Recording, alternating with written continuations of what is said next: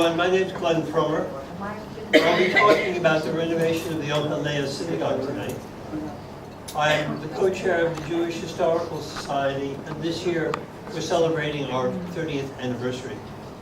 After the talk this evening, I've arranged that we go over to the synagogue, which is on the other side of the patio here, for those that would like to see the building.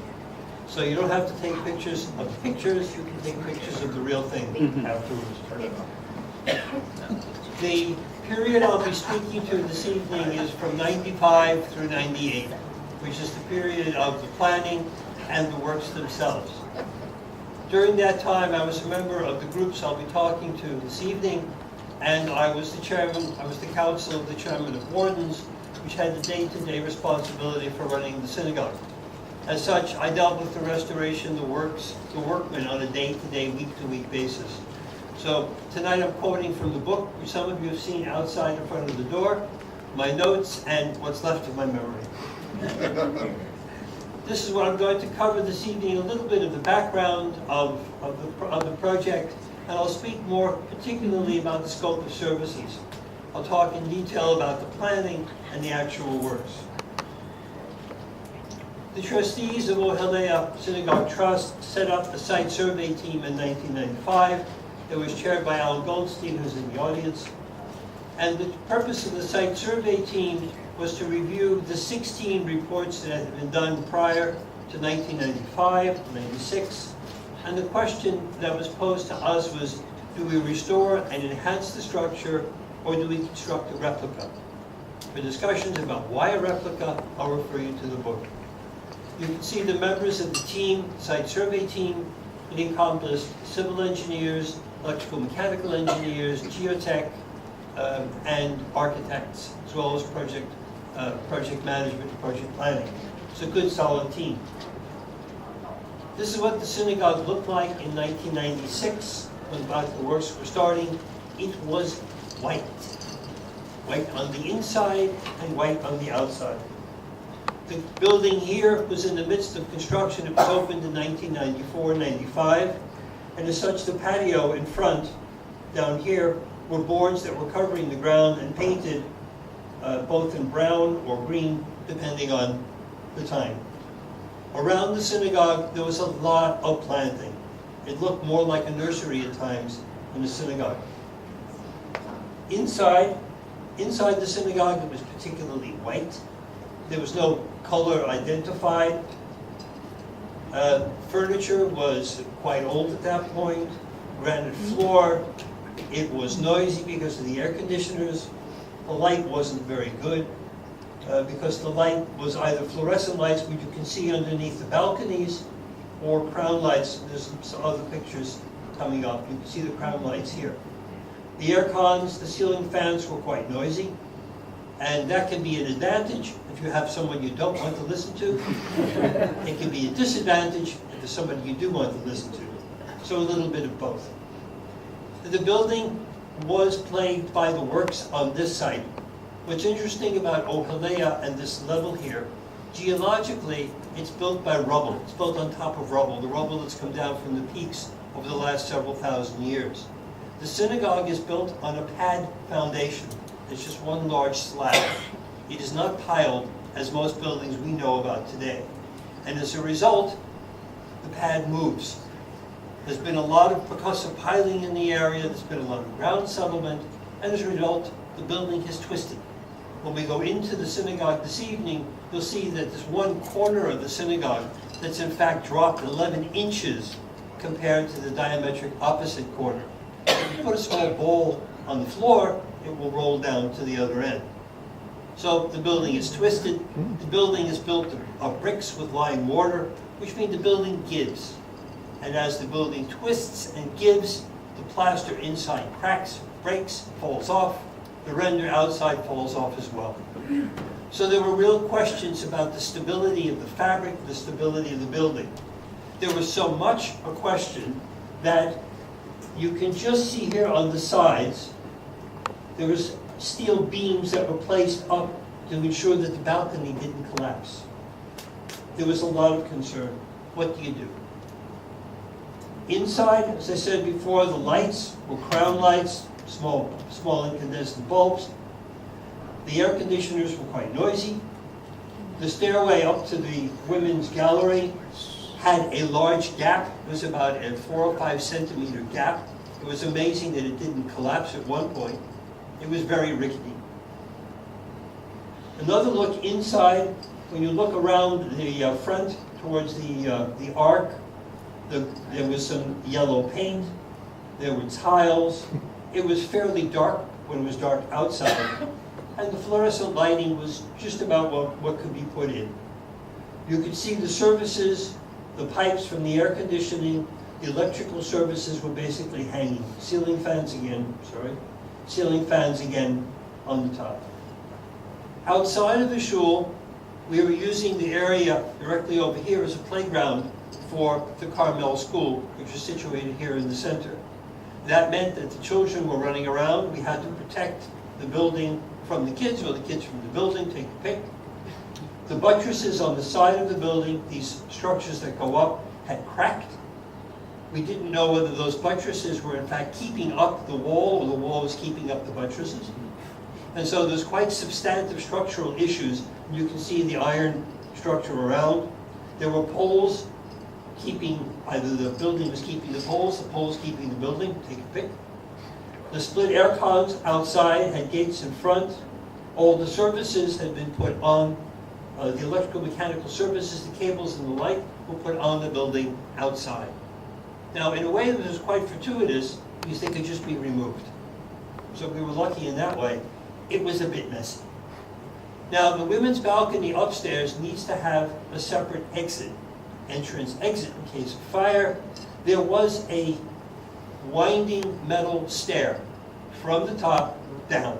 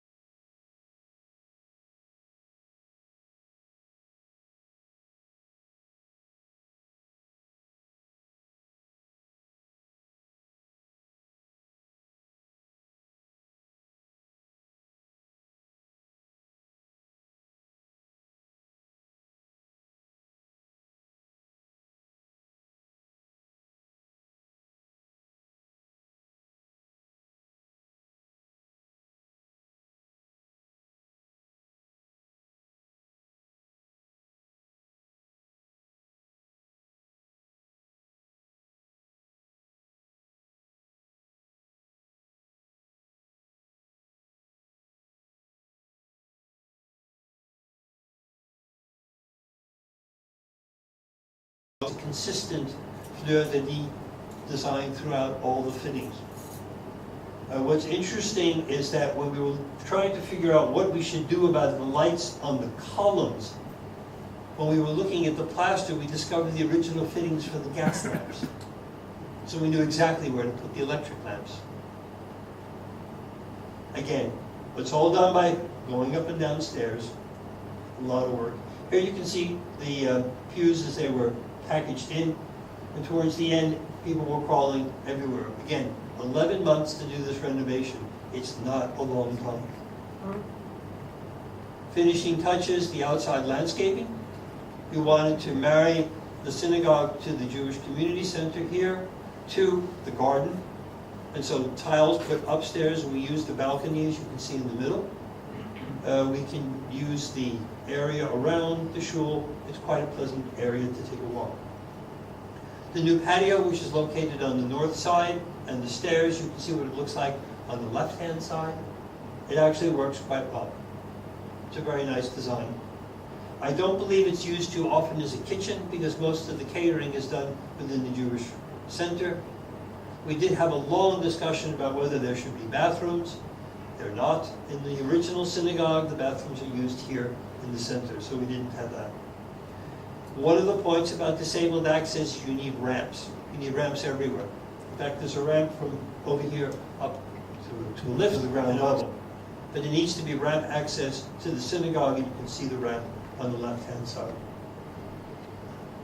Small glimpses. There are little corners, there are little areas to go and have a very pleasant sit around the synagogue. Little picture of the garden in the middle. Some plants on the south wall up towards Robinson Road. So some pictures before and after. It's a much nicer roof on the right. And it keeps the water out. That's its function. You can also see the cement on the top of the column. Much sharper definition with the render.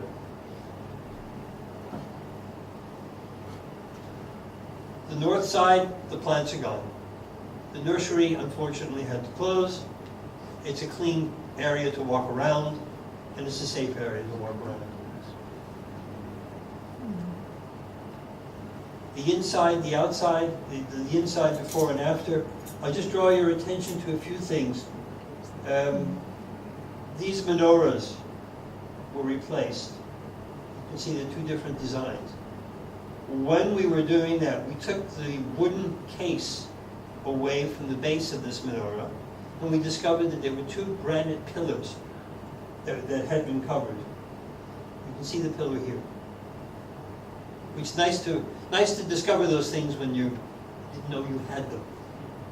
Again, the front balustrade, you can see the metal work here with the Jewish stars has been replaced by the fleur de lis, and there's a much different picture from the arc out into the audience on the two sides. The lighting is now not fluorescent, it's compact CFLs, less energy usage. Outside, sharper definition, and no plants. Within the synagogue itself, as you're looking in the two directions, it's a much more inviting inside. The building was opened for the high holidays, Rosh Hashanah, on the 21st of September, 1998, indeed 11 months after we started the works. I will tell you, though, the week before was a bit hectic. Getting the building cleaned was not as easy as we thought. There were many people involved. And the experience I had was very special on that day, because that's the day we also started the men's choir for the high holidays. So both singing in the synagogue and the synagogue being restored on that day was a wonderful experience for me. We had a rededication for the building on the 18th of October, 1998. And I'll draw your attention to the book about the restoration. You'll see comments from the chairman of the trustees, Michael Green, and some comments from the rabbi at the time, Yaakov Kameyer. We've been very fortunate to have such a high level of quality with the structure, with the planning, with the design, that we will have awards. First, the Hong Kong Institute of Architects gave the Conservation Award in 1998, and UNESCO, the Asia Pacific Heritage 2000 Awards, gave its Outstanding Project Award to the synagogue. Now let's take a look at those original challenges and see how we did. We are compliant to the building codes. The ad hoc engineering services, all those pipes and lights and whatever, they're gone. It's clean now. The fabric of the building is fully restored. Are there cracks? Yeah, they do occur. They're taken care of. Poor sight lines, they have been removed. I think the women are happy they've been removed. The acoustics are much improved, both advantageously and disadvantageously. The air conditioning is sufficient downstairs. Upstairs, I think it could have been done better. There's certainly more comfortable seating.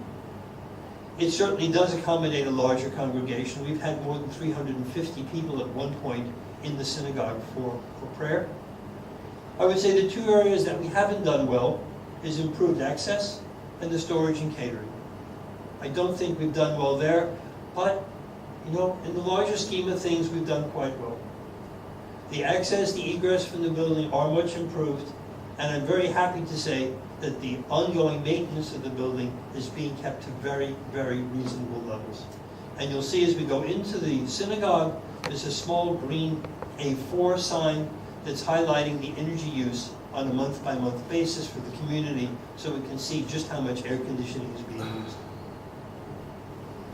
So I'd like to thank, here's a little picture that our photographer has done of the workmen, and we're very fortunate Ed Stokes that has taken the pictures is in the audience. Ed, just raise your hand. Thank you very much. The architects from Australia's SACON were led by Bruce Pittman.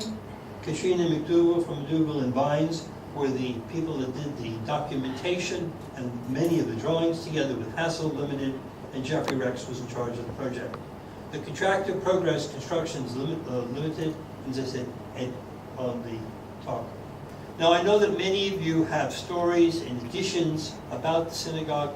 We'd like to collect your stories, and we'd like to keep them in our Sino-Judaic archive in the library. And our librarian, Susan, is over here. But please send your comments, send your stories to Susan. We'll put them in the library. So in summary, I've given you a little background about the restoration. I've spoken of the scope of services, how we did it, why we did it this way.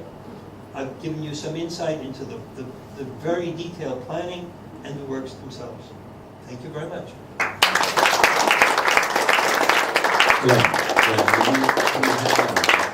Can you hang on a minute? Maybe some people have got some questions. Does anybody have any questions for Glenn? Yes. Richard. Just bring your microphone. Okay, Glenn, the architects were from Australia. Was there anyone in Hong Kong? Architects were local. The consultants were from Australia. Was there anyone local, or was it economy or experience that led you to choose that firm? It was experience and it was method. As I said, there were three things we were looking for: experience, method, and passion. Restoration of buildings is not something that Hong Kong does a lot of, and as a consequence, we don't have the skills, and people don't have the passion to restore. So without the skills and without the methods for doing so, it was a choice we had to go outside of Hong Kong. It was not an issue of economy. This was not done on the cheapest project. Believe me, it wasn't. Anybody else? Yes. Yes, I'm just wondering, with hindsight, is there anything you would have done differently?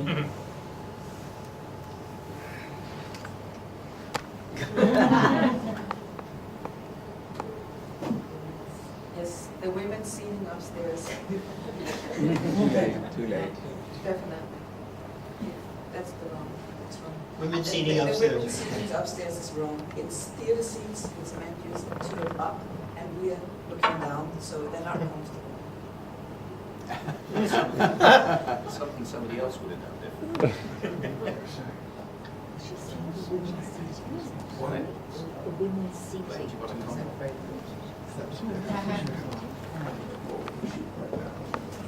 Dr. Farmer, I'm very interested in the stained glass because for the restoration of stained glass, it's very difficult because it's almost impossible to match the color. And well, for the Chinese restoration, well, we have the saying or requirement when it is old, then you have to restore it to look like old. You can't mix the old and with the new one. So, but the technology and the color, everything, you can't match it. So it gives every restorer the headache. So I'm interested in stained glass also to keep the stained glass because of the material and the flame, etc. It's a complete headache.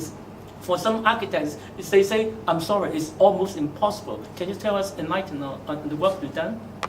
You're right, it's almost impossible. To find the right type of glass, the right colors, is extremely difficult. Yeah, impossible. They say impossible. Well, it's next to impossible. We've been fortunate, we've been able to source some of it from England, from Australia. The glass is almost identical, almost. The colors are as close as we can get. We didn't need to have a choice of what period for the windows, because the palette of the colors in the windows is the same. It's been the same since it was initially put in. So we could take that. What does give us a headache, though, is that the windows are occasionally broken, and they need to be repaired. We have some glass on hand, but it's always a problem. You're absolutely correct. It's one of the biggest issues we had, which is why when there's storms, we close the shutters. So how about the flame? It's not only the glass, the flame that gives us the headache. The lead. The lead, well, I think we were fortunate that the wood was in quite good shape around the vast majority of the frame. And that meant that the lead didn't need to be repaired all that much. And it was repaired with solder where it needed to be repaired. So there were small cracks, the profile of the stained glass looks something like an H. An H. Oh. And as you're looking at the H, this way, the glass fits in and the glass from the bottom. So once you have the glass from the bottom, you put that lead runner, and you put the next piece on. When it comes to a joint, you miter the joint and solder it. Fortunately, the wood was in good enough shape that it wasn't too much of an effort to do that. There were areas that did need care. Oh, they are of the certain geometrical shape. Unlike those medieval, they have different size and shape. It's almost a headache. Yeah. So it's easier, much easier. Yeah, again, the wood is in good shape. The wood's in good shape, and that meant the metal was in good shape as well. If there were areas where the wood had deteriorated and needed to be repaired. That's where the lead needed to be repaired as well. Wow, you're very fortunate indeed. Yes. Somebody else? There were a couple more. Joe? Thank you. Can you hear me, Glenn? I got bad hearing. I'm not sure if I hear myself. Glenn, that was a wonderful presentation. That was fabulous, and a lot of work went into the visuals I could see. Is it possible to share what's on the screen with members of the community? Or are these copyright? I mean, is there an IPR situation? Because I know there are certain people overseas that would love to see these, and I'd love to share them with them. And I think you maybe know some of the people I'm talking about. Is that possible? Oh, we have the book. Sorry? The book's outside that has the vast majority of the pictures. The book. Oh, Yeah, the say book. the book. Oh, I got the book, Yeah. but I want to be able to send my visuals. This is the book. Yeah. $220. I got two of them. I definitely want to buy a copy of the book while we're here. But I think the other question is, I don't know whether it's, it would depend more on, the photographer and the presenter, whether the PowerPoint file or the document file can be, for instance, mounted on the JCC website for people to access. Thank you. A quick comment. Excuse me. Those pictures are not in the book. The Historical Society has been videotaping this presentation, and that can be obtained through the library. So if people are interested, they can see it and get a copy of it. I don't know whether we'll put the presentation on the website. Well, I think we'll need to discuss that. Yeah, the website's still in progress. The website will be up shortly, and we can think about how we can best do this presentation. Right. Any further questions? Glenn, thank you for that very insightful talk, which must have taken a lot of preparation on your part, so thank you. I'm just curious about the colouring inside the synagogue, because you sort of said, we knew it was original salmon, but that didn't look too good, so we decided to go with something else. Is that correct? Yeah. So The yellow is one of the colors that's there. The yellow is already there. The rabbi didn't hear, he came later, Ah. he didn't hear about the Okay. 20 minutes. As we were going through the structures, we discovered approximately 20 different colors. The synagogue has been painted over the years. And you can literally date when. So the question is, when do you restore the building to? okay. So the end users team got together and had a discussion saying, well, let's use the palette of the stained glass, those colors, to accentuate the inside. And so it was felt that with that palette, the yellow, the pale yellow, would be a good base color. Then we had the discussion about the ceiling. And we had gone through many, many different references, sources, pictures, to try to get an idea of what to do. And the idea that came up was to have this light blue color in the fields and a top dye pattern on the ribs. And just while I've got the picture in front of me, you'll see when we get into the synagogue that there are metal beams that run across the structure. They are there to ensure that the roof doesn't flatten. They literally hold the curvature of the roof. Now, there was some discussion at the outset, the buttresses on the side of the building, do they support the roof? We didn't know there was a new roof at the time. And it turns out that the buttresses were there at the origin in 1902, and they are used to support the original roof structure, which I said before is similar to St. John's, which is a pitched timber roof with tiles. So by having these iron bars across, you basically take the force that would be pushing the walls out from the roof and keep them straight. So there's really no loading on the buttresses. But you're not going to take them down. They're there and they're pretty. Right? Yes. Concerning the photos that you have here, on the wall, the rear... You can't hear me? Put some batteries in, will you? On the western wall, Yep. high above the ark, if I recall, with the original consultants that came from Australia, they said that there was high in the roof, there was a window that was covered, which was the original window, a small window, that was when it was built and dedicated in 1902, 1903, but it was covered up. And so when they were doing their investigation work, they uncovered and found that there was a window. Was this put back in? No, it wasn't. Because I think, It wasn't okay. put back in. What? But what we did discover is that these windows were put in incorrectly. The windows around the top of the ark were put in incorrectly.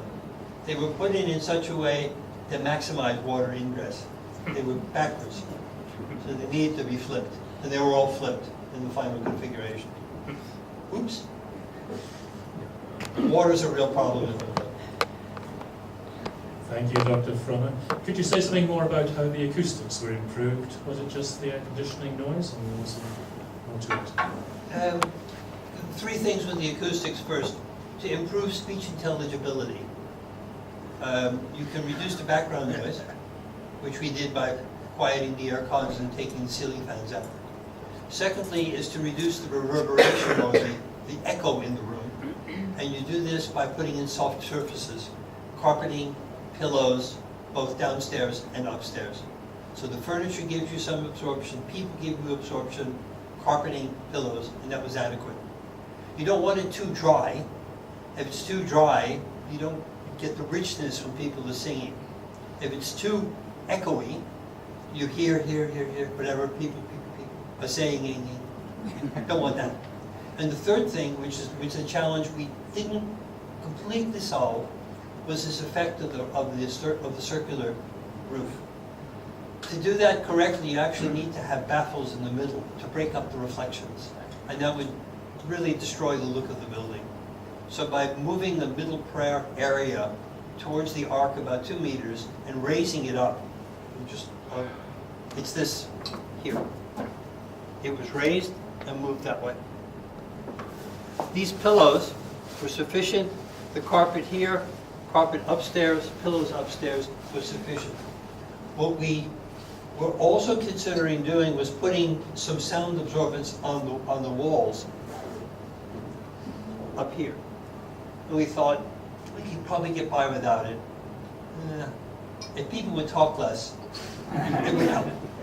But those were the 3 things we did: reverberation, reduce the background noise, and try to take care of the unwanted reflections from the curvature. Just on the acoustics, maybe had another question.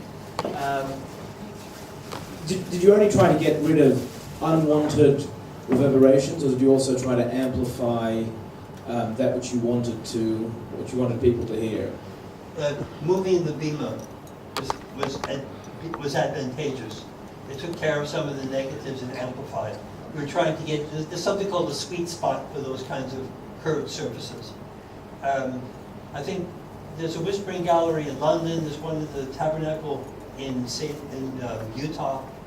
They're very famous. The sound seems to crawl along the walls. Literally, you can hear a pin drop 80 meters away at these areas.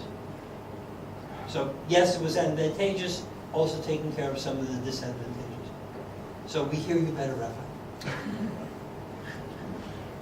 Glenn, can you hear me? I have a question. You brought back a lot of memories. Some good, some not so good, but a lot of good memories. Excellent. I have a question. Trying to recall. You mentioned before, was the original roof pitched? Yeah. Okay. You mentioned St. John's. If you go to St. Andrew's Church, it was also built by Leah. If you look at the pictures, it's pitched, and if you look at the inside, and if you look at the floor, it's not the granite, it's actually marble. It's a pretty close replica because it's around the same time, in 1902, 1903, St. Andrew's Church on Nathan Road in Church. So you can see what the original roof looked like. Okay, thank you. Thank you.